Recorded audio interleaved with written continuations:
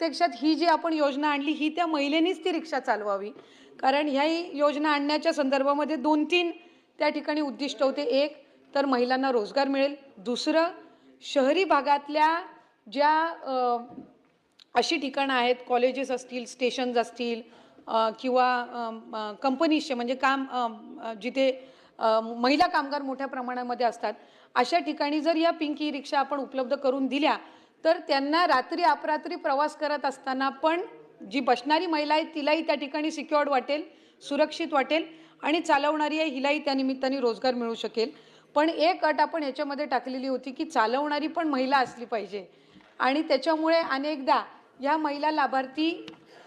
Form भरायच्या, पण ज्या वेळेला ही अट त्यांच्यासमोर यायची त्यावेळेला काही त्या ठिकाणी विड्रॉई व्हायच्या. सद्यस्थितीमध्ये 130 पिंक रिक्षा ज्या आहेत या आपण वितरित केलेल्या आहेत आणि त्यांच्या वतीने त्या सुरू आहेत. शासनाचं अनुदान 20%, कर्ज 70%, लाभार्थीचा हिस्सा 10%. लाभार्थीचा हिस्सा 10% आपल्याला ठेवणं, कारण शेवटी शासनाची योजना आहे, कुठेही ती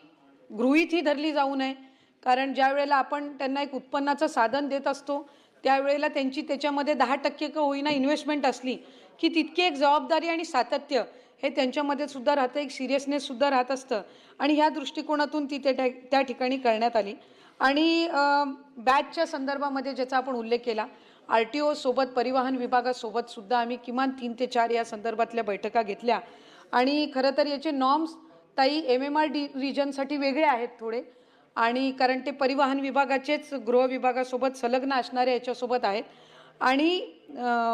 इतर म्हणजे पुणे, नाशिक, नागपूर, अहिल्यानगर, अमरावती, संभाजीनगर, कोल्हापूर, सोलापूर यासाठीचे असणारे त्यांचे जे काही नियम निकष आहेत हे त्या ठिकाणी वेगळे आहेत. आम्ही प्रशिक्षणाची जबाबदारी ते पुरवठादार जी कंपनी आहे त्यांनाच टेंडरमध्ये आपण ही नमूद केलेली आहे, त्याच्यामुळे त्याच्यामध्ये ॲडिशनल कॉस्ट काही खर्च करण्याच्या दृष्टिकोनातून काहीही नव्हता.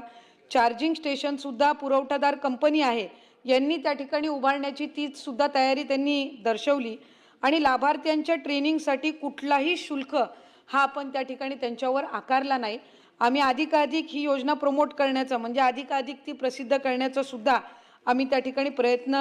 हा केला. ज्या लाभार्थ्यांनी ई पिंक रिक्षा जे 130 लाभार्थी आहेत ज्या आता तिथं त्यांच्याकडून ती रिक्षा घेतली गेली आणि चांगल्या पद्धतीनं ते चालवत आहेत,